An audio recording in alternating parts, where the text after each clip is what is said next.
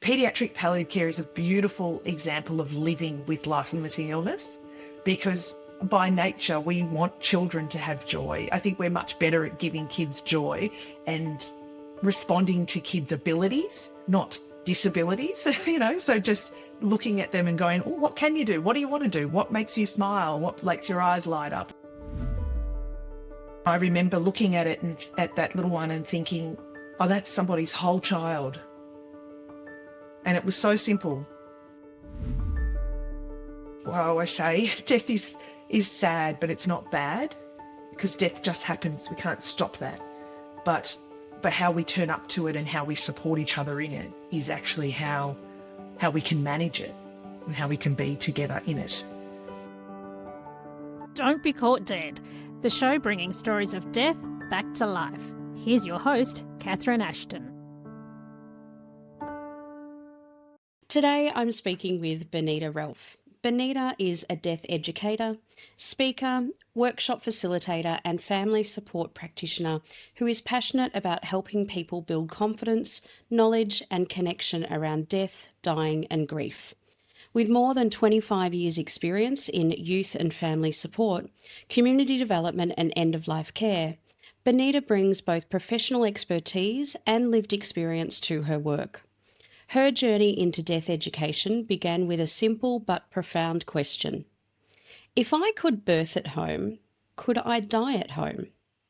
That curiosity led her to explore community-centred death care, eventually becoming a holistic funeral director and specialising in home-based death care, infant and child loss, and extended family-led vigils. For 6 years, Bonita worked with an independent funeral company pioneering practices around shroud burial, cremation and home-based after-death care. She led the funeral care for babies, children and young people.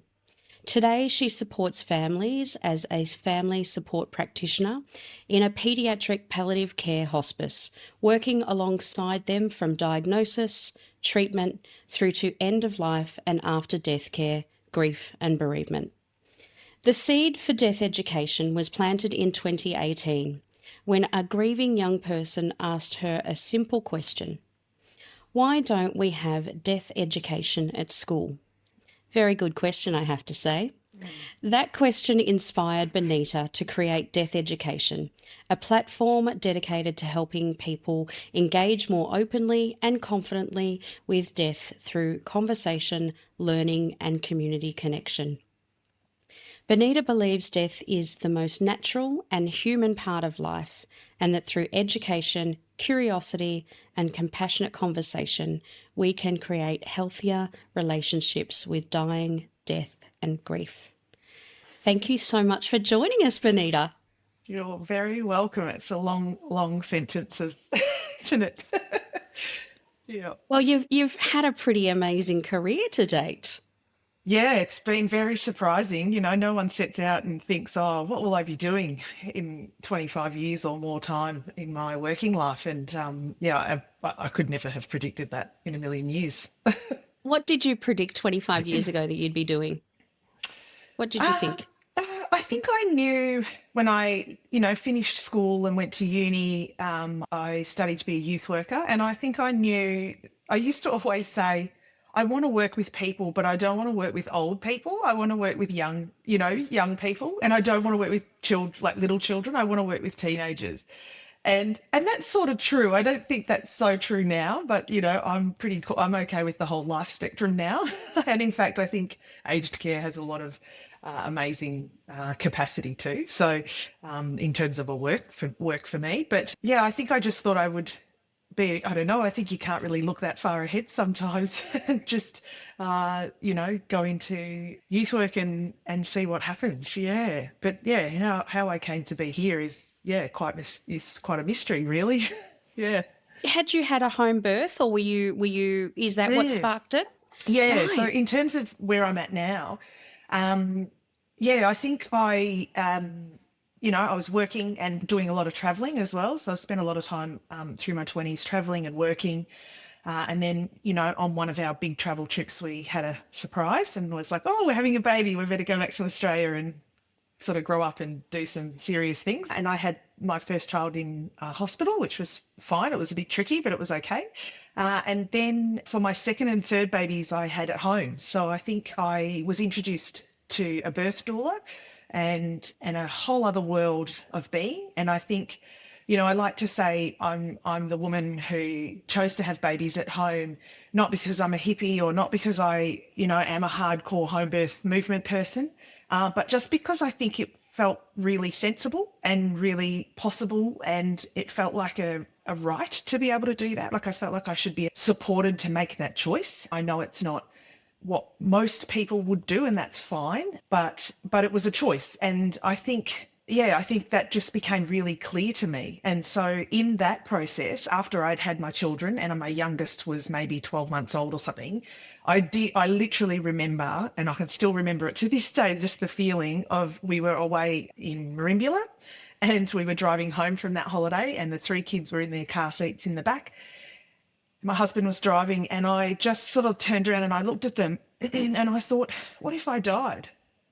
I was just like, what would happen? And I thought, it just was so clear to me. I just thought, I have no idea. I actually have no idea that if I died, or someone in my life died, like someone that I love, I actually wouldn't have a clue how to care for them or what to do, what happens in that space. And other than the mainstream funeral industry, of course, which is sort of, I had some exposure to that. But I felt really strongly about the need to be at home for death or something. I just had this sort of profound feeling. And then I just sort of equated in my brain, well, if there's birth doulas, why are there not death doulas or end of life doulas? And then I just went down the rabbit hole. And that would have been in 2014 or something. Yeah. So. And tell me, what did the rabbit hole look like for you? What did you discover? Well, I think at the time there was a huge, I think that was the sort of, I wouldn't say the beginning, but for me it was the beginning. And I think the social change around death and dying and death doulas and, you know, people finding out about that. So I joined that train, I suppose. I suppose I just started to do workshops and read copious amounts of stuff, whatever I could get my hands on. And I just started actively trying to find people like me, really, and just trying to find community and people who wanted to know more about this too. And then one day I ended up working in the funeral sector. So, and that was, I think, in 2016, so a couple of years later. So, yeah, it was really, it just sort of all fell into place. And I didn't know, I just thought, oh, maybe I'll just be really good answering the phones. You know, I've got some family skills behind me. I never thought I would necessarily be a funeral director. I didn't know, actually. I just didn't really think about it too much. I just kept going and just kept doing something that was really interesting and that I loved. And just learnt along the way. Yeah, I mean, that's how you do in this work, is you just learn by doing. And then I just found myself working in a paediatric space, and I haven't really stopped since. So it's been about 10 years. Yeah.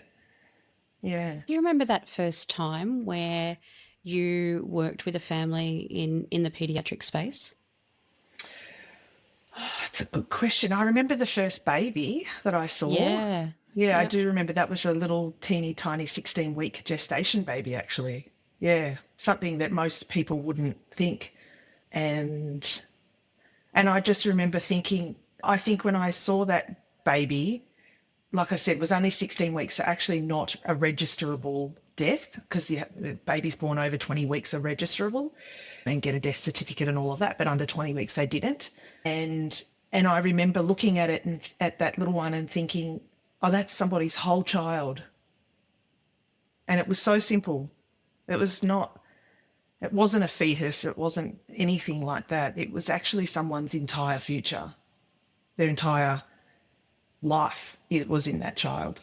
And so that just never leaves me. That just is just the fact, really. I can't, for me, it is as simple as that. It's just, yeah. What was it that you experienced in that moment and working with that family that then enabled you to meet with the next family? I'll go back a step because I think this is actually an important part of the story for me, is that, and this is something I've only really given words to. I've always known it, but I haven't really spoken about it or given words to probably in the last, I don't even know, 5 years or whatever, I don't know, whatever, in recent times in relative to my life, is that I am also a coder. So I'm a child of deaf adults. So that means that I have been a carer, an interpreter, and an advocate for as long as I can remember.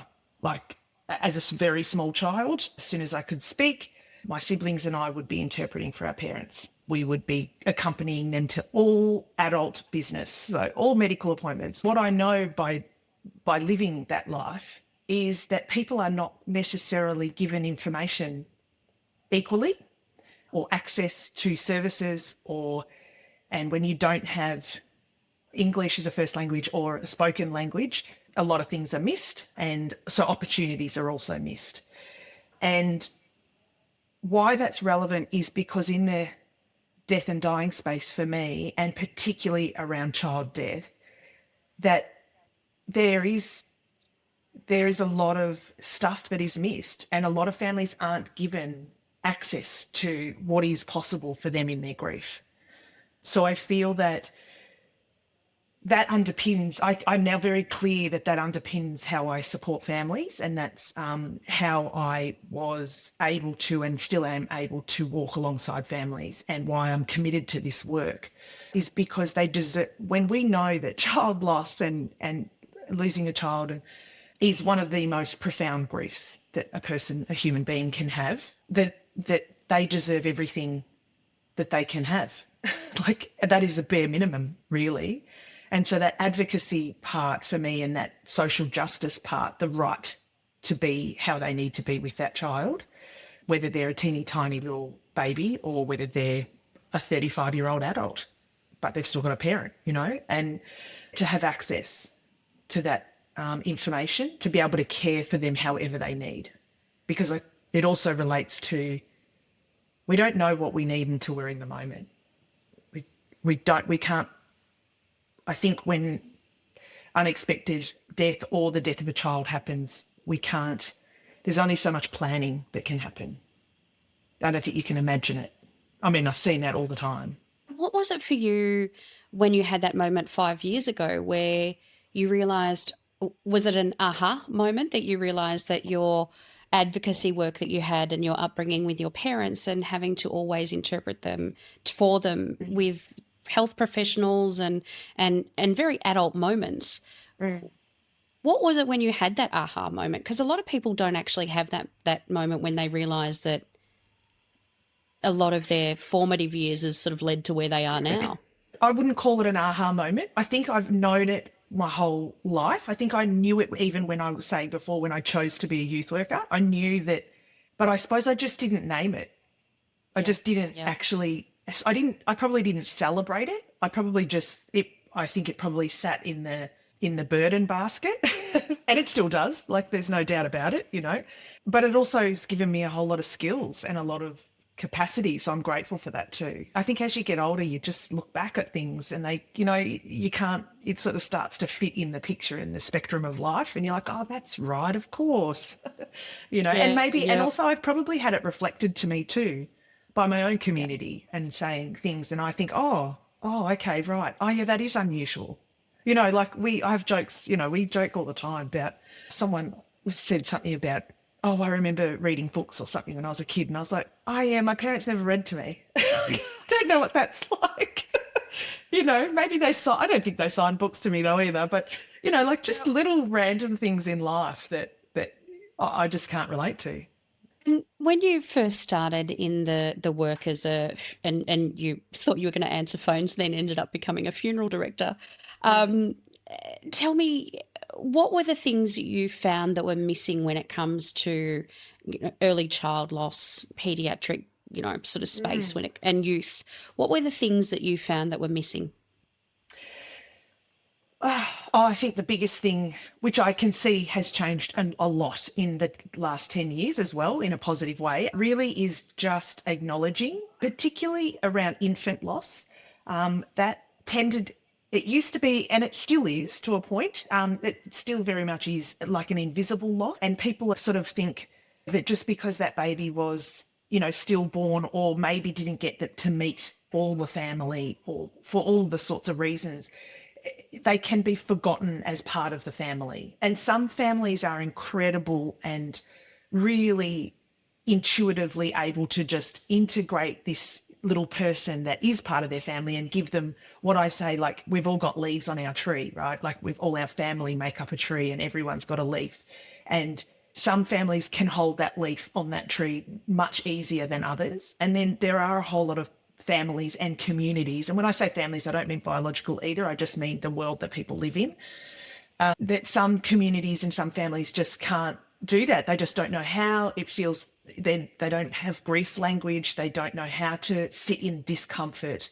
And that's, if I go back into history, that for me, I feel like that's very much impacted by our funeral industry, the impact that has had on grief and bereavement, and our desensitization of death and lack of knowledge around death. Like I said, my original question was always, what would I do?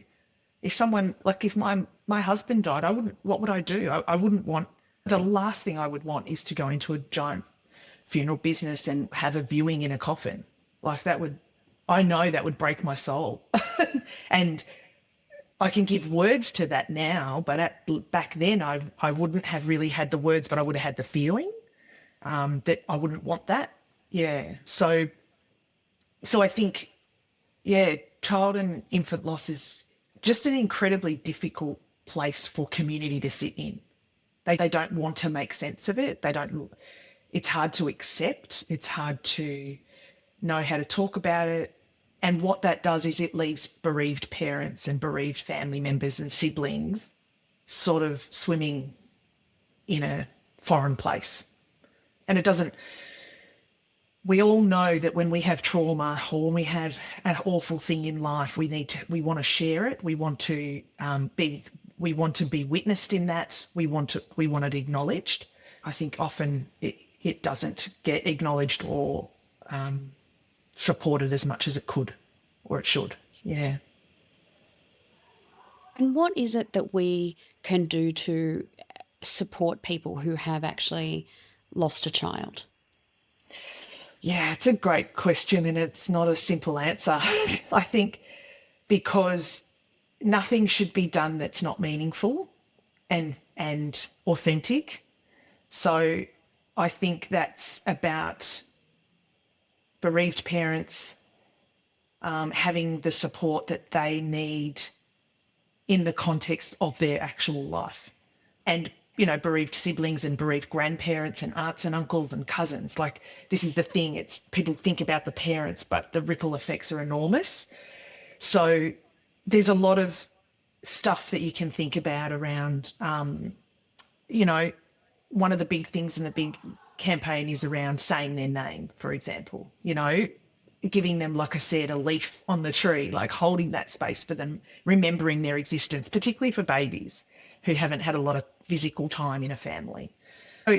So there's a lot of different ways. I suppose there's always anniversaries, birthdays, but also just acknowledging that the person that you are with, for example, if they're a bereaved parent, they can be sort of doing normal, everyday, joyful, ordinary things and then not be okay. And it's got nothing to do with you or I, or it's actually just about how they live in their grief, and that those waves of grief, or whatever you want to call them, come when they come, and they're not. And I think if people could become more comfortable at just holding that space for that to just be and not need to fix everything. Yeah. I don't know. I think it's a really complicated answer because I think it really depends on the family and what they actually need in those moments and all the family dynamics that exist. What is interesting there is that how you mentioned it needs to be authentic as well. Oh, absolutely. Yeah. Yeah. And that's why I think you can say, do, I'm not into checklists. I'm not into like formulas or these are the 5 things you should do when someone dies. I just think actually what you need to do in the moment is be real, be authentic, and just show up and be present and just be, it's just that thing of holding your own and then being able to hold with somebody else in that as well. Yeah. Yeah. Can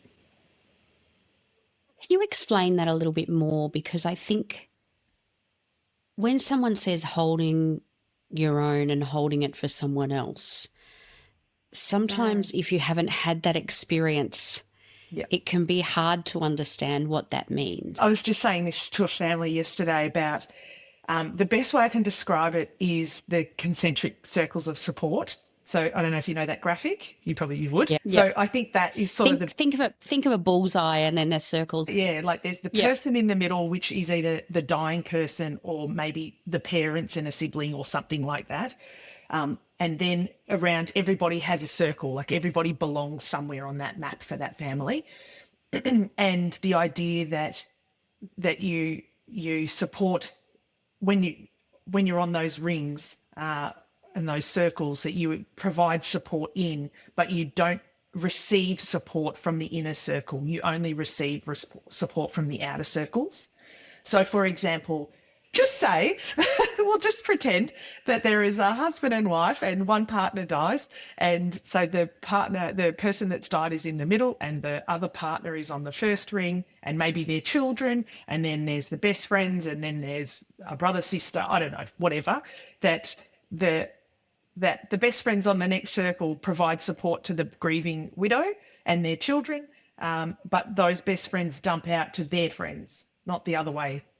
So don't, because the burden, I have parents say this all the time. Every time they say to somebody, my child died, or that they're dying and now it's coming, they have to break that news to people and it breaks them and then they have to carry that grief. So they have to, that is really hard. So if we can have an understanding in community and practice this and have this knowledge that, yes, I don't actually know what I'm doing, but I'm going to show up and I know that I'm not going to put my grief onto those bereaved parents. I'm going to actually go find my other friend and say to them, oh my God, I'm devastated or I need support or whatever it is. And that you connect with that family in their grief and you can acknowledge their grief and support them in their grief and say, this is awful and I'm so sorry, and whatever words are authentic in that moment. But that you're not sort of burdening those inner people because you've got enough to carry. Yeah. I love how you've described that. Yeah. And what's really interesting, it's amazing, because what is also really interesting as you're explaining that, I'm seeing you on camera explain to me that you're saying that you give your support forward and you're leaning forward into the circle of the people that you're wanting to support, but then you actually turn around and you actually look to the circle behind you for the support that you need. You don't actually ask the inner circle to provide the support for you. And I love that, because you can see that it is you can actually see yourself where you sit on that circle, on that ring of circles, and where you should be directing the support that you need. And I love the fact that you're talking about also, the word fix, that we don't have to fix. Yeah. And I think, hey, Google grief theory, but you can Google grief theory. And if someone dies in your community, then just refresh on that. It's not hard. I think sometimes a bit of framework is helpful, and I mean, if you're in the grief, if it's your immediate grief, then no, don't go on Google, of course not. But, but I think if you're in the outer circles and you're not quite sure where you fit, and I think the other thing with the circles is being really honest with yourself about where you fit on the circles too. Because, I think a lot of people will throw themselves in at the time of crisis and then disappear when it becomes ordinary. Grief and death and dying is very, what's the word? Very alluring. It's exciting. It's a little bit, it really can tap into the ego. And I really feel that it's important to check in yourself, or have some good networks around you that you can check each other and sort of say, where's this motivation coming from? Or where's that, the hook? I like to use the word a hook. I think we can be hooked into lots of different things, and to be really honest about your role in that. Yeah. I think having worked in this in a professional capacity for a long time, sometimes we need to step back and not be not think that we can show up and be everything to a family member or to clients that we're working with or whatever, and that their capacity and giving them, empowering them to step into their own life is much more important. You've recalled the story in the bio, the question that the young person asked about death education in schools. Yeah. That's a funny story, actually, because that was, this is something I've, over the last number of years, have realised as well. This is life, this is the mystery part where you're like, oh, it's weird, isn't it? But it's amazing. That when I did I went away for a weekend. This is back in 2015, I think. I went away and did a doula weekend workshop. And it was driving home from that workshop that I got a phone call. I spoke to my sister, and her very good friend had been diagnosed with cancer, and the prognosis was awful. And so that was happening. I was driving home and I had all this knowledge, and then I received this news, and I thought, and she's only in her early 40s, and I was just like, just devastated, because she, I've known her for a really long time as well. Like she's, just everything. She's got young children. It's just, the whole thing was just shit, really. And it was just sad and devastating. And, one of those classic stories of no symptoms, all good, fine, one day not quite right. Oh, and now I'm dying like crazy.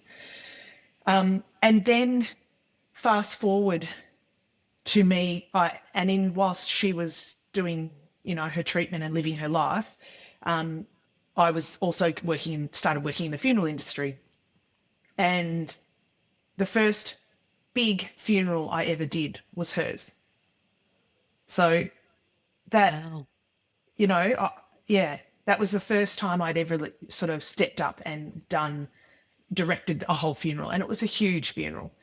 And it was just an incredible honour. And that was why, and it was her son who said to me at the letterbox, just really ordinarily and not just in a real, and I think this is what I love about children and young people. They're factual, and they just show up and they say what they mean. And they don't, people talk about trauma and children and death, and I think I just can't buy into the trauma part of it being death being traumatic all the time. I mean, the context of how and why someone dies, yes, absolutely is traumatic, but I can't always buy into that. And so that example of, walking out to the letterbox with him, he may not even remember it. He just said it so matter-of-factly. He just said, why don't we have death education in schools? Like, he was just disappointed. He was just like, that's rubbish. Like, here I am, a young person, my mum's died, and I was like, yeah, you're right. And I felt the same when I had my epiphany years earlier about what happens when we die. If I have my babies at home, I might want to die at home, or I might want to care for somebody that I love at home. Where am I getting that from? Like, who's telling me that information? And it's just not there. It's not in my community that I grew up in anyway. So, and I can see that, it's changing all the time. There's more and more awareness, which is amazing. But young people and children deserve honesty. They deserve facts. They deserve the truth of what's happening, and they can make choice. That's something I know. I know for sure that kids can make a choice if they're given the right information in the right way, in the right amount of time. Yeah. Yeah. And sometimes not making a choice is the choice too. So it's not clear. There's a lot of grey, so much grey. Do you have an example of when that's been done well?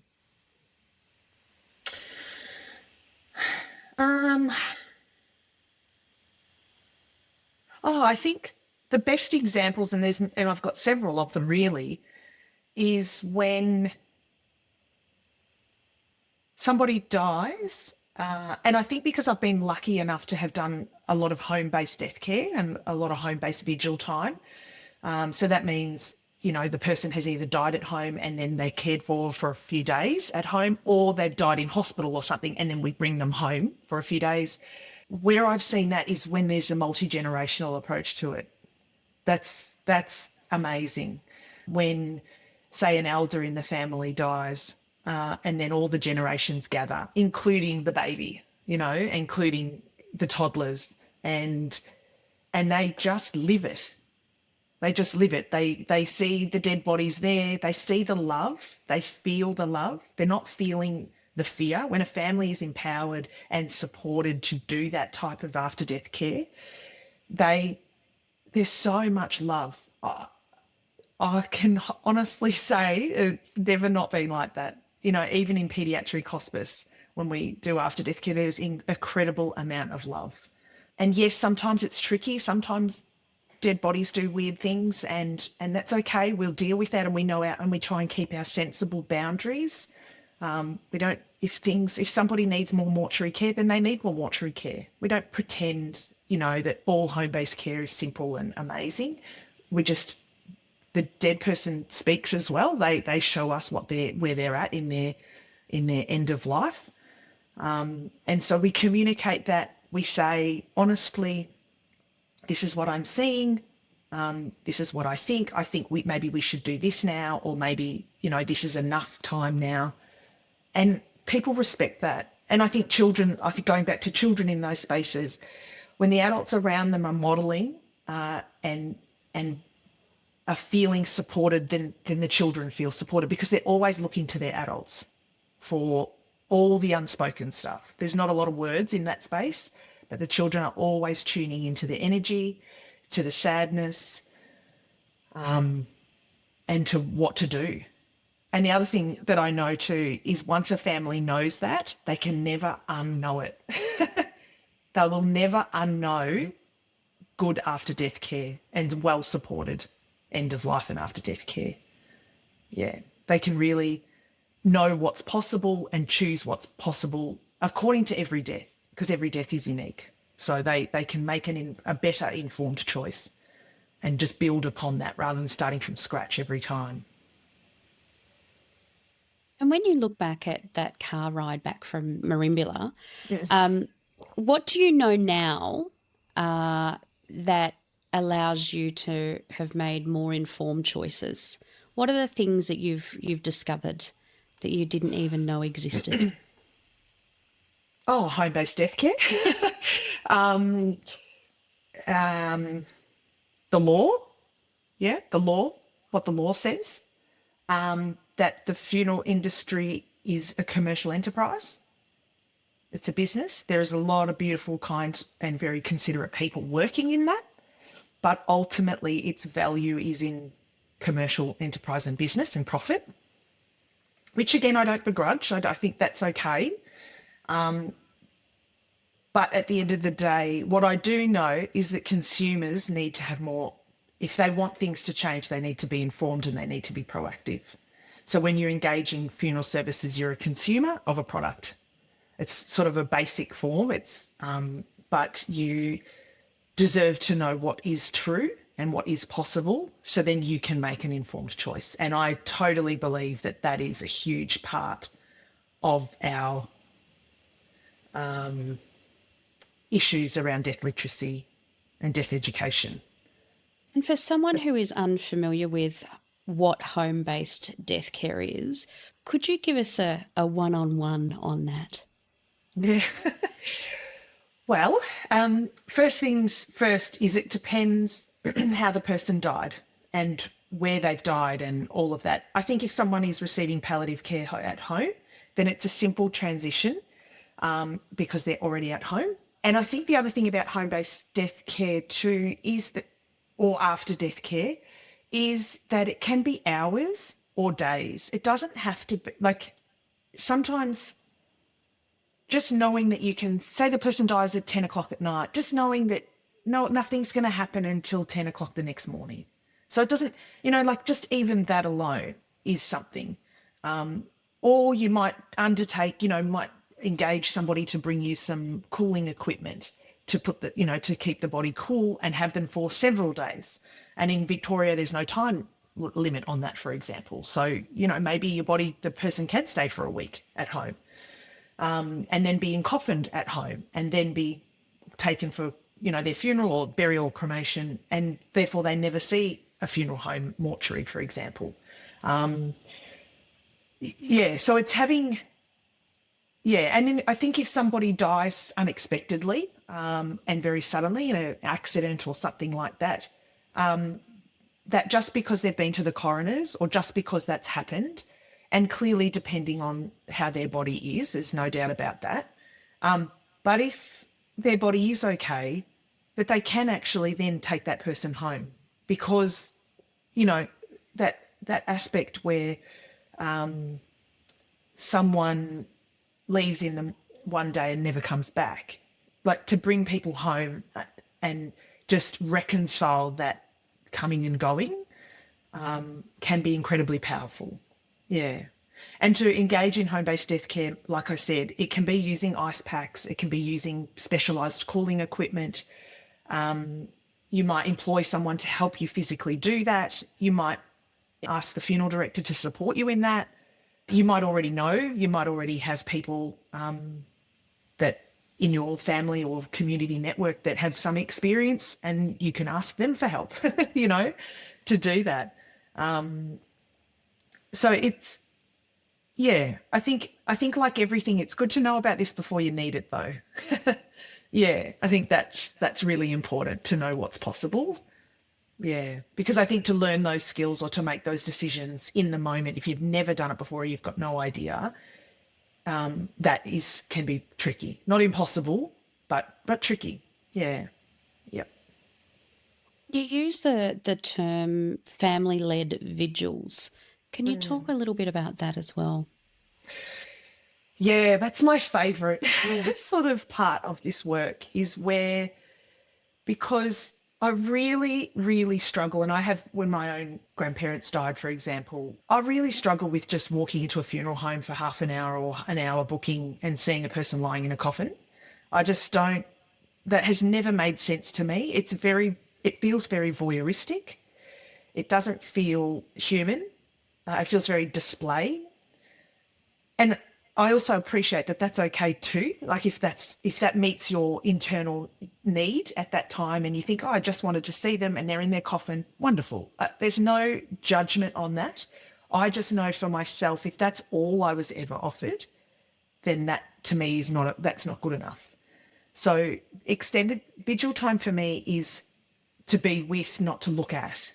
So, and if you need to be with your person at home or in a different location, then that's what you should be able to access, really, and the time. I mean, and this is speaking to, each death is unique. Each person's connection to that person is individual. So they need an individual response to that. So, for bereaved parents, they might need many, many days to be with their child, to just sit with them and to just have time to be together. And maybe with an elderly person, maybe just having an hour at the funeral home is okay. Or, that's just all different contexts. But I think we're not really set up in our funeral services to have that extended time. And that's where I think home-based death care can fill that gap for people. It takes it out of the business and into home. And when you work with death education, what is because you wear numerous hats, so that I'm putting on the death education hat now. Yeah. When you speak to people, what are the things that are people most surprised about to learn? That there's not a lot of rules. And that there's a lot of myths and a lot of, I know this from my death cafes as well, and just in conversation, people will often make statements, like even in palliative care. I'll give you an example of the story. There was a woman in her early 90s who came along to a death cafe, and her husband had died within the 12 months prior, so in months prior to that. And we were just talking about people were asking questions, or we were just having a conversation about after death care and just being with people after they've died. And she was sitting close to me, and I looked and I thought, oh, and she was starting to cry. And I sort of said, oh, I was like, oh, that's, do you want to tell me about your husband or what you did? And she just looked at me and she said, I didn't know I could do that. And I was like, what do you mean? And she sort of said, oh, I just thought I was getting in the nurse's way. And so I said, how long they were married for 60 years or something. And I said, how long did you stay with your husband after she died? She said, maybe 5 minutes. And I was like, and she was devastated. She's just like, I just didn't know. And I said, so I used it as a sort of therapeutic support to say, well, how do you think you got to that? Like, why do you think that happened? And she said, well, I think I didn't want to be a bother to the nurses. I think nobody asked me, do I want to stay? Nobody said, you don't need to leave. So when you it's sort of like that thing, it's what's not said. Yeah. And then the assumptions come in, and then she clearly got up from the bed and went, I better go now. Because I can imagine also a person of that generation is trying to be compliant and kind to the staff because they work so hard, and she's really grateful for their support of her beautiful husband. So it's sort of, and that's what I think that is sort of a good example of what I often will talk about, or we'll have in conversation about, when the information that's not shared and the assumptions that are made in end of life and after death care. Yeah, particularly in after death care. And another example will be, a funeral director said to me not long ago, I said something about the person might want a shrouded cremation, a shrouded witness cremation or something like that. And the funeral director said, I'm not sure we can do that. And I was like, well, no, you can. It's legal. Done it many times. It's not unusual. And she said, oh, well, hang on. Okay. So she spoke to her husband and she said, my husband's been doing this for 25 years. He's never done a shrouded cremation. And that's how she presented it to me. Like, that's a fact. That's not something that we do. And I challenged her and said, no, but that's actually on you. That's not the family's problem. You need to change your practice because the family are requesting a shrouded cremation. So you're a service provider. How about you make that happen? How about you invest in some professional development and understanding around what is possible? It's 2026, guys. Like, come on. So people say, oh, people don't want it. And I'm like, but no, they're not being offered it. That's why.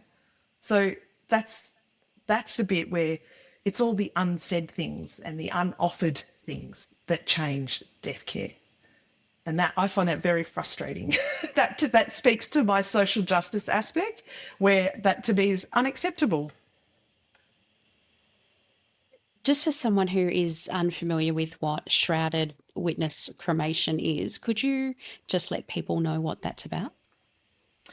Yeah, so a shrouded cremation is essentially where the body is wrapped in cloth. Can be a bed sheet, can be a doona cover, can be anything you want it to be, and is placed in a shroud bearer. So the shroud bearer is important because it's a solid timber base, which is a very practical OH&S thing, because when a body or a coffin goes into a cremator, it's done so on rollers and usually through an automatic system. And so then that is propelled into the cremator. So that's why the body needs to be on a solid surface. So that's sort of not negotiable. And that's simply all it is, actually. So no, yeah, it's really just not a body that's not in a coffin, but resting in a timber base that is then cremated. Yep. And it can be witnessed? It can be, yes. It is a little bit trickier, and I think there's a blog post on my website about it, around what a witness cremation looks like and how they're done. And a shrouded cremation does add a little bit of extra sort of preparation, really, because there's not a buffer between the coffin and the body. So there could be, the cloth can catch, there can be some flame on the cloth, which might be confronting for people. But at the same time, It is a very quick process. I think unless you've seen it, it's incredibly fast. So there's not a lot of time between the coffin or the person going into the cremator and the door closing. So, and that's a good thing, that because, that's a safety thing and a sensible thing to have. So it's just a little bit of, I think, a bit of psychological preparation and a bit of difference. Yeah. But in saying that, I mean, culturally, lots of cultures will witness cremation. So that's, again, a result of our conditioning in this community and society we live in. If I grew up in a different culture, that would be completely fine to me and I would not have a reaction to it, including small children. So it's all context and culture and, from where we grow up and what messages we're told. That informs everything, yeah. The other part to witness cremations, which I like to fly a flag for, which is my social justice aspect, is that I've noticed over the years a lot of bereaved parents are not offered that option. Or in the case of traumatic death, because, and I've had funeral directors say, oh, I wouldn't know, that would be too traumatic. Oh, no, that would be like, oh, you'd never do that. And I think, well, hang on, that's not your choice. It is simply not your choice to make. It's on the list of services that are possible in after death care. It is never the funeral director's judgment on that. It is purely their role is to provide the information and for families to choose, to gather the right information and then choose what is right for them. Yeah. And I always would gently, through good communication and through language, say to a family, these are your options. Of course, they might seem too, not okay. And so therefore just ignore it. You don't need to worry about that. If you have a reaction to the thought of having a witness cremation, it's not for you. And most people don't choose them. So that's okay. But more and more people are. I mean, the cemeteries are building fancy little rooms adjacent to the crematoriums for this purpose. So they wouldn't be doing that if more people weren't choosing it. So that says something.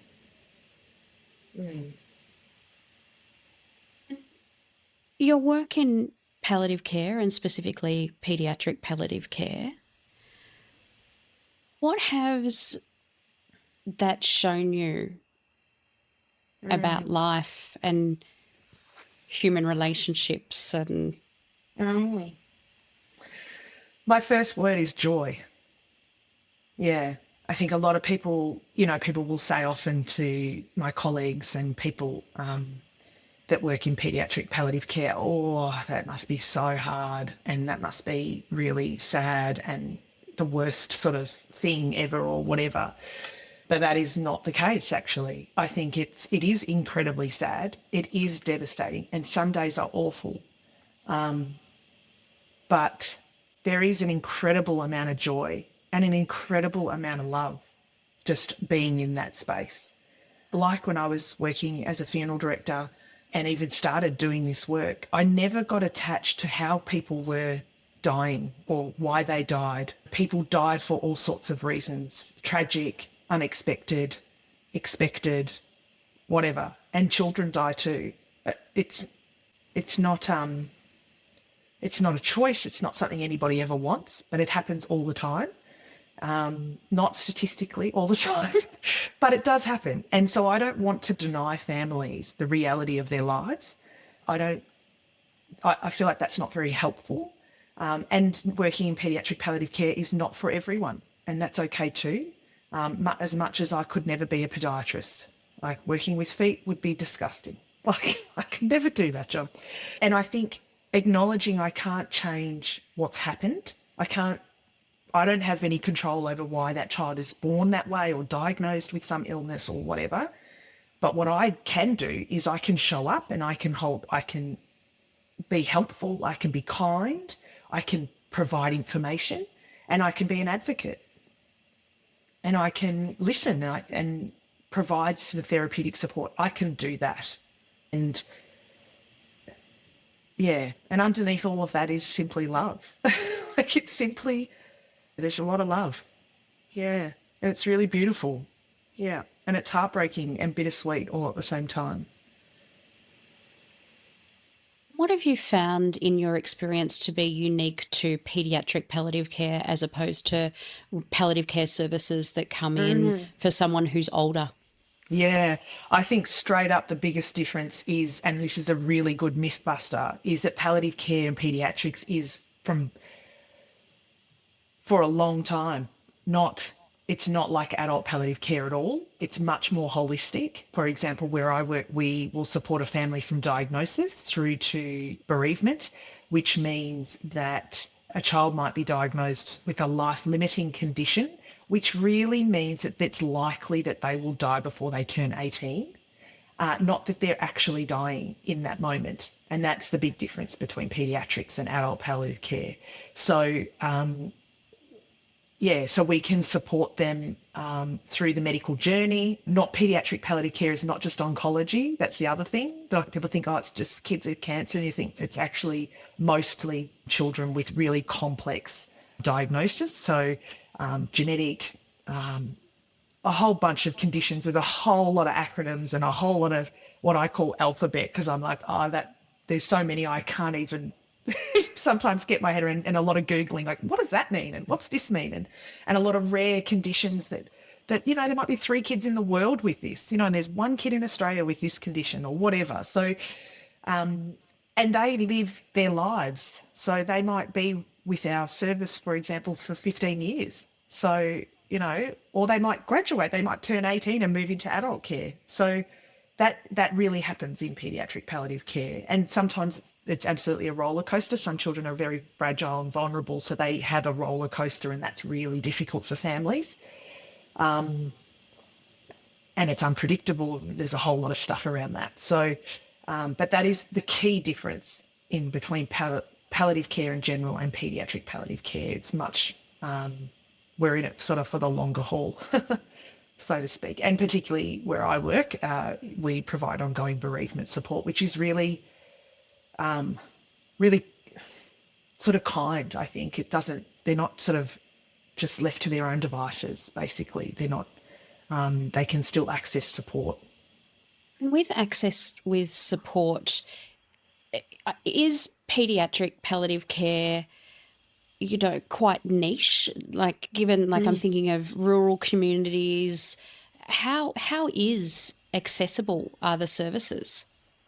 Yeah, look, so there's only 3 paediatric palliative care hospices in Australia. There's another one coming on in Perth soon, and there's another one that will come on eventually in Western Sydney. The one I work at in Melbourne is a statewide service. So, yeah, but there's no doubt that particularly for states like WA and for Queensland, and really all of us, we live in our land is huge, and yeah, it's challenging to do that. And I think that's where collaborating with local community palliative care teams and upskilling them and supporting them in the care of children like who are at home, for example, and particularly when they are at end of life, we would, there's always collaboration with the community palliative care teams on the ground. And the reality is a lot of families have to travel for care. Yeah.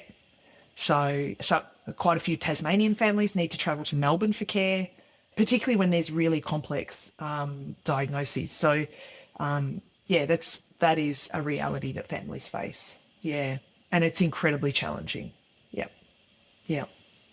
And just hearing you say that the longevity of someone, because you are actually supporting them with living with life-limiting conditions, but these conditions can go on for so many years. Yeah, absolutely. And I think with modern technology as well, some conditions were once life-threatening and now they're not.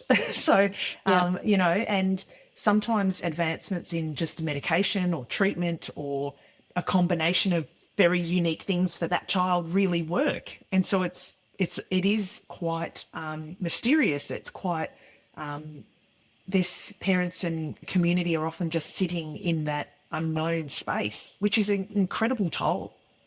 That's really difficult.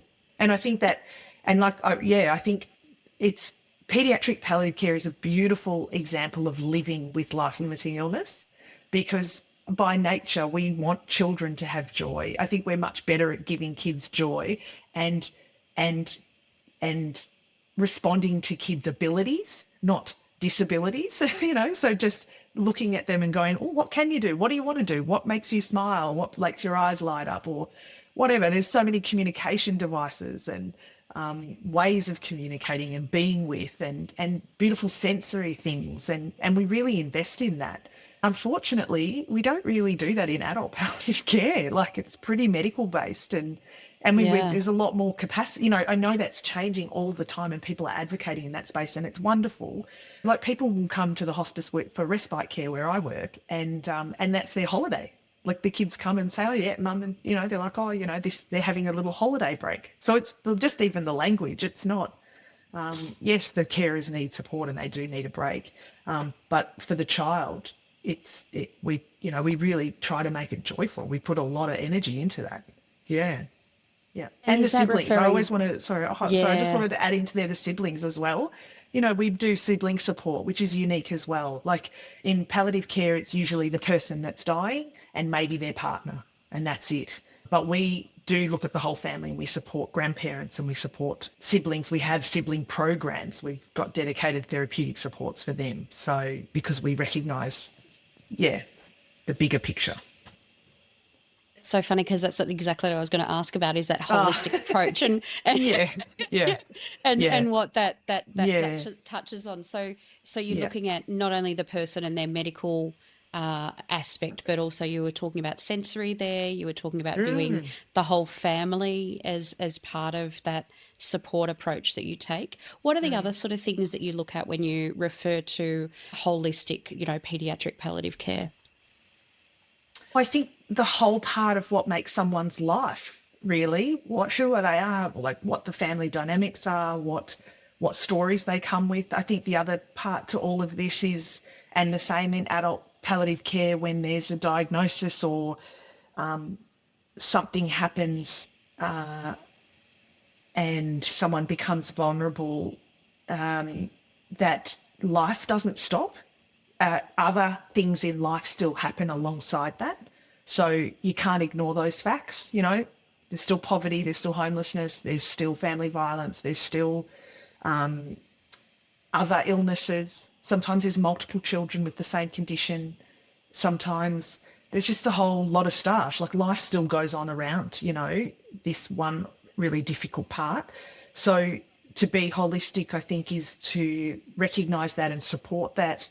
And, some advocacy, but keeping, it's tricky. It's a really tricky part. Yeah. And I suppose for the child themselves is, looking at spiritual care, physical care, emotional, psychological, all the aspects.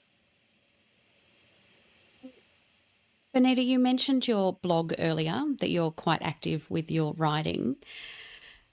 There is one particular. As I should be. Well, it's because you wear many, many hats. I know. Would you mind just talking about the one blog that we were talking about earlier before we were recording? Because I think that is really helpful for our audience to be aware of what you've written about. Yeah, I did a blog post on supporting young people to attend the funeral of a peer. It's something that I suppose I learnt about when I was working as a funeral director, but really was highlighted to me last year when in my community a young person died unexpectedly, which meant that I was the parent taking my children to a funeral for a peer. And so to see it from the funeral side, but to see it as a parent and the devastation and the emotional turmoil that everybody faces at that time, and just how communication is really important. And so I think, like I was saying before about home-based death care, when the adults in the space can communicate what's going to happen and what to expect, and people have the right information, we can pass that down to young people so that they are emotionally but sensorily prepared and can make a choice about how much they want to participate. Do they want to go at all? Do they... how do they want to be in that space? What's it going to look like? And I think in the blog, it really, one of the examples that came that we utilised was a an email and text message that went out to everybody who was going to the funeral about what was actually going to happen at the funeral. So really like a step by step, the person was going to be in this type of coffin. The venue is like this, because people were asking questions like, oh, I've never been to a non-church funeral before. Oh, like I'm, an Orthodox background. What happens? Is there going to be a priest? Is there not? Is the coffin going to be there? Are they getting buried or cremated? Is the coffin going to be open? What do I wear? Like, I know, but teenagers are like, what do I wear? Do I have to go and buy a suit? Like, do I, just really, what do I bring? Do I have to bring something? Should I bring flowers? Should I, all of these questions, which are incredibly valid. But I think if community can come together and say, oh, the loss of a child or a young person is incredibly devastating on so many levels. And again, if we have education and we have information, we can actually settle our nervous systems and arrive into those spaces. Still heartbroken, death is, well, I say death is sad, but it's not bad, because death just happens. We can't stop that. But how we turn up to it and how we support each other in it is actually how we can manage it and how we can be together in it. I found it personally very helpful, and I've had a lot of amazing feedback. Yeah. I even had someone from Canada reach out to use it for a natural disaster that happened.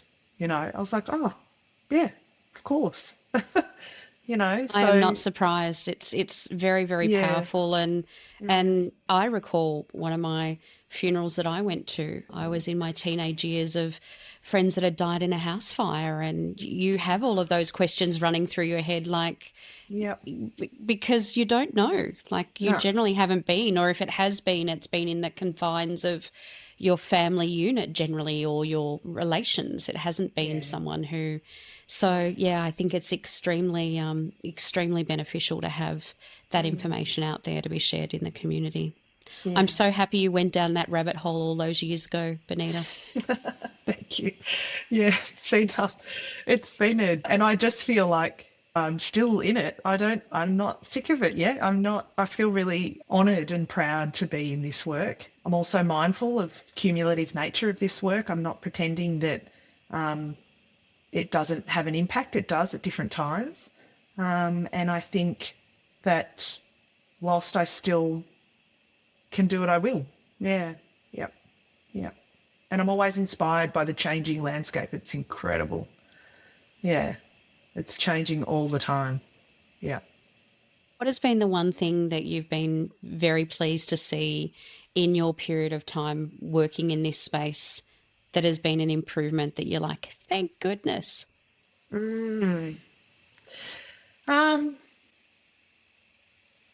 Perhaps the willingness.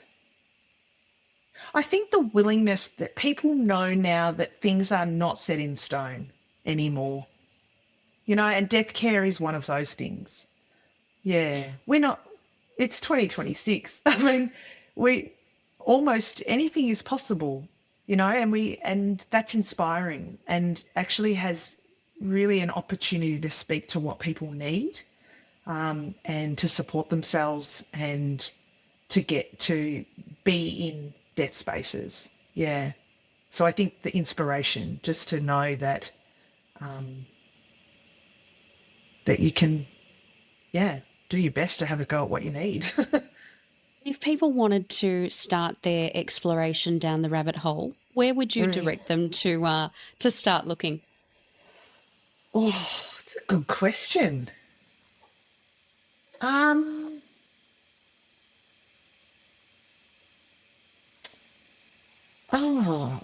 It depends on the rabbit hole. I think a lot of platforms like yours, I think, the Natural Death Advocacy Network, Australian Home Funeral Alliance, but internationally, there's lots of those organisations, community-led organisation, the Natural Death Care Centre, Zenith Virago's work. Yeah, anything like that that's sort of sound in practice and is sort of a bit more community like there's a collective behind it, Death Literacy Institute. They're probably my go-tos, my main ones, and I direct people there all the time because sometimes it just has enough information for people to go, oh, okay, right. What is it that I want? Social media is great. Yeah, social media is great in that way. I think something that's collective is really helpful. Yeah. We'll include those links in the show notes too for people that are happy to go down a rabbit hole and learn more. Yeah. Thanks so much for being with us today, Bonita. Thank you. Thanks.